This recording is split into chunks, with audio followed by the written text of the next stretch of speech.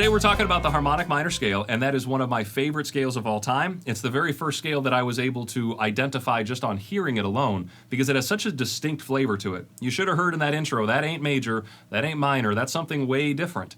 And you'll see as we construct the scale that there's something unique about this that we just don't see in major or minor.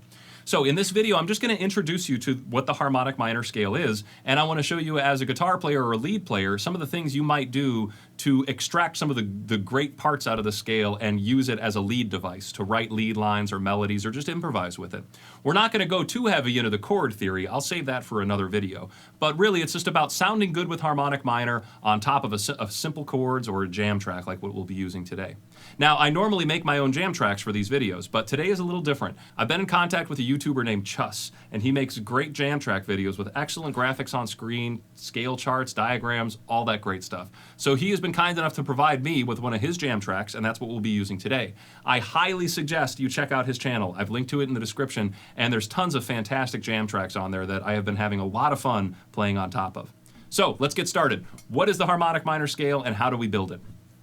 If you know what a minor scale is, this will be so much easier. So please do some homework and watch my video on the minor scale if you're not already familiar with this concept.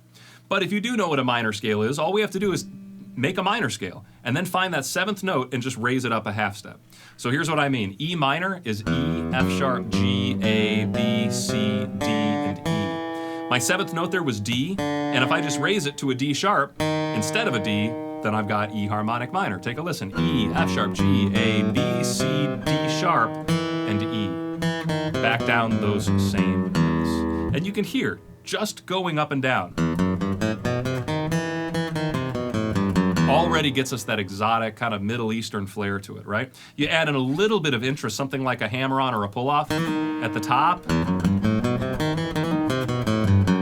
and, you know, throw in the chord when you're done. The tonic chord there would be E minor, just like in the E minor scale. That sounds wonderful. And all I did was just go up and down the scale, right? So something I want you to pay attention to as you're learning this is that sixth note has a pretty big jump to get to the seventh note. All right. Normally our scales have been set up where there's just a whole step to the next note, a half step to the next note. This is a distance of 3 frets to get to that next note. That's 1.5 steps, and that's a big jump. And I think that's really what is going to help you identify the scale by ear, is hearing that huge jump in the second half of the register there. Now, as a guitar player, there are like infinite ways to actually play this. I'm only going to give you one little shape here today, and it's going to look like this. I'm going to find the root on my 5th string. So since today we're in E, I need to find E on my 5th string, and that's my 7th fret. And once I've found that, I can build this shape. It goes like this. I'll have my first finger and my ring finger and my pinky. That's 7, 9, 10. And then the next string, 7, 9, 10. And then the next string will be 8, 9, 11. My next string will be 8, 10, and 12. And then the next string will be 8, big jump to 11, and then the pinky finishes off on 12. Going back through those same notes, 12, 11, 8, 12, 10, 8, 11, 9, 8, 10, 9, 7, 10, 9, 7. And I set that up 3 notes per string, so it's easy to economy pick through. So if you want to later on take this scale and start learning some Yngwie Malmsteen or some neoclassical, harmonic minor is going to be the scale for all of that kind of music. But you don't have to play it 3 notes per string. I encourage you to look for other shapes and other ways to play this. But for right now, I want to learn it like that, so what we can do is just play up and down it on top of our jam track. So for right now, really, just go to this jam track and hit play and try going up and down with some simple patterns and hear what it sounds like. It's not going to be the most exciting thing, but you can spice it up a little bit by maybe putting little gaps in your up and down playing. So maybe go up a few notes and then stop. Maybe go up a few more notes and stop. And then maybe back down some notes and then down a few notes and then back up. All right, be creative, see what happens, but definitely do it over that jam track like I'm about to show you, and you'll hear how interesting something simple like that can actually sound.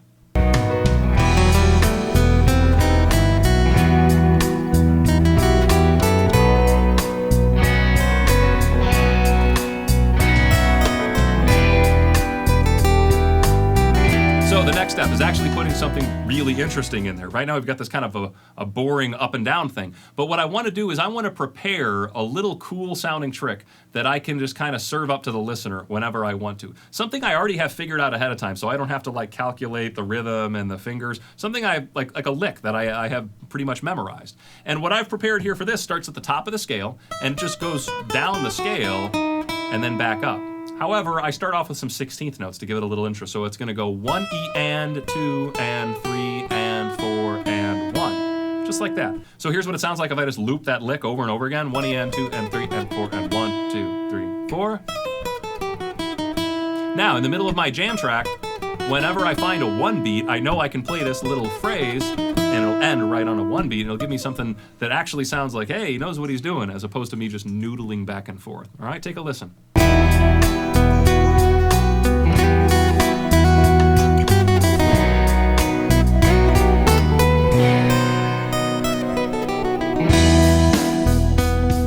Now, once you have that one trick up your sleeve, see what you can do with what you wrote to give yourself 2 tricks up your sleeve. So I'm going to take that same idea, and I'm just going to displace it by 1 string. So I'll start it here on this string. I'll just do pull-offs on the top, 1 E and then I'll go down the scale, 2 and 3 and 4 and 1. So here's basically the same lick, 1 E and 2 and 3 and 4 and 1. And I can bust that out whenever I want and not really have to, calculate anything or sweat it out and try and figure out, I don't know where I'm going, is it going to end on time? I know it's going to end on time because I already prepared it ahead of time. And that's the idea. Improv is a funny word, but a lot of your improvisation, I'd say only 10% of your improv is actually improvised. Most of your improvisation is just you rehearsing things that somehow have crept into your mind or your playing or your fingers. I think even for some of the greatest players ever, I think only 10% of it is truly spontaneous, and the other 90% is just the result of what they've been surrounded with and the result of what they've practiced, that kind of thing. Now, I want to show you one more cool thing we can do with this as a guitar player. We can take the scale and set it up on 1 string and then pedal to our open string. So, for example, we're in E, and the notes here on this string look like this. But after every one of those notes, I could pedal back to my open string, and I get this nice little effect like that. Or I could do pull-offs to that, or I could do a pull-off and an extra pick stroke to that, or a combination of these things. 1, 2, 3, 1, 2, 3, 1, 2, 3, 1, 2, 1, 2, 1, 2, 3, 1, 2, 3, 1, 2, 3. Really neat stuff. And I can apply that pretty easily into my improvisation just by deciding, hey, I'm going to start going on 1 string, and I'll try doing some pull-offs and some hammer-ons. Listen to what that would sound like.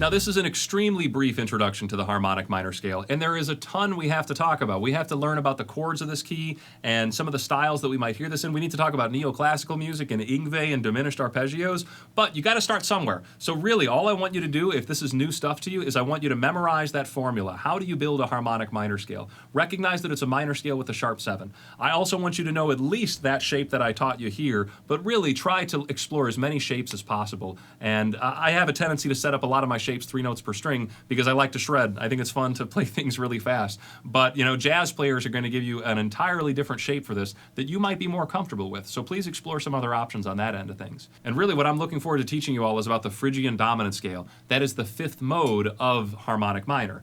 But you can guess it's going to be a lot easier to understand that if we understand the harmonic minor scale first. So hopefully all these little demonstrations kind of gave you a taste of what harmonic minor can really sound like. We don't hear it a lot in our everyday radio music, but it does pop up fairly frequently, especially in little spots. You'll usually hear harmonic minor played as just a temporary scale to accommodate one kind of chord, and we'll talk about that later on in our future videos. But really, today's just about getting comfortable with what is it, how do I play it, and a little bit of advice on improvising with an exotic scale like this. So I hope you like this video. If you do like videos like this, I could really use your help on my Patreon page. If you can't do that, I understand. Please just like, subscribe, and share. That's good enough for me.